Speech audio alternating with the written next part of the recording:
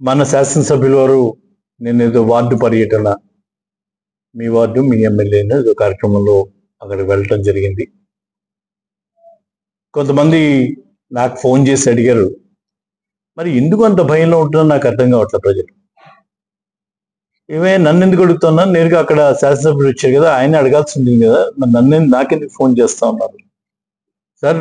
పక్కన medical college ఆపేశారు, దాని గురించి మాట్లాడకుండా ఏదో డెవలప్మెంట్ ఏమైనా ఇబ్బంది ఉందా అని అడుగుతా ఉన్నారు. ఆయనకి ఏం చెప్తాం సార్?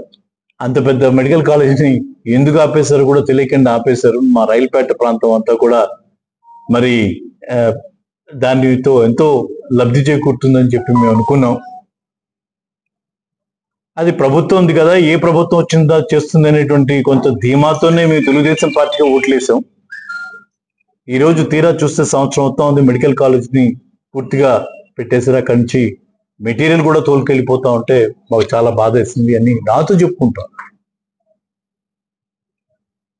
సరే, వారి ఆ పాదయాత్రలో అటు ఇటు తిరుగుతూ ఆ తిరిగిన రోడ్డు మనం వేసిన రోడ్డే, ఆ డ్రైన్ లేదో నీళ్లు పోలేదని ఏదో చెప్తా ఉంటే ఆ రోజు కూడా మనం చెప్పాం వాళ్ళని, ఇంకొక గజం స్థలం ఇవ్వండి, ఆ కాలువ కొంచెం పెద్దగా చేస్తే కానీ పోదని.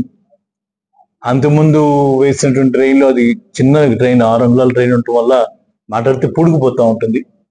దానివల్ల కొంచెం పెద్ద డ్రైన్ కడతామని ఆ రోజే అడిగాం.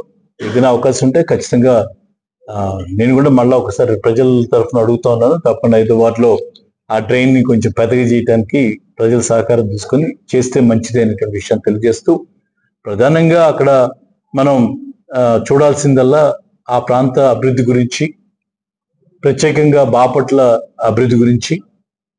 జిల్లా తెచ్చుకున్న తర్వాత ఈ జిల్లా ఆర్థికంగా ఇక్కడ వ్యాపారాలు జరగాలి, నిలదొక్కుకోవాలి, ఉద్యోగ ఉపాధి అవకాశాలు రావాలి అనేటువంటి ఒక పెద్ద ఎజెండాతో తెచ్చుకున్నటువంటి మెడికల్ కాలేజ్ ని, టీచింగ్ హాస్పిటల్ ని ఈరోజు అటకెక్కించినటువంటి దుస్థితి మనం చూసాం. ఖచ్చితంగా రైల్పేటలో ప్రత్యేకంగా వెళ్ళినప్పుడు అక్కడ ప్రజలు తప్పకుండా ఆ విషయాన్ని గౌరవ శాసనసభ్యుని మీరు గట్టిగా అడిగే మరి ఆ ఒత్తిడి తెచ్చేటువంటి కార్యక్రమం కూడా బాపట్ల ప్రజలు అందరూ చేయాలి. దాంతోపాటు ప్రత్యేకంగా రైల్పేట వాళ్ళు ఇంకొంచెం ఎక్కువ బాధ్యత ఉంది వాళ్ళ మీద అనేటువంటి విషయాన్ని కూడా సందర్భంగా గుర్తు చేయదలుచుకున్నాను. మరి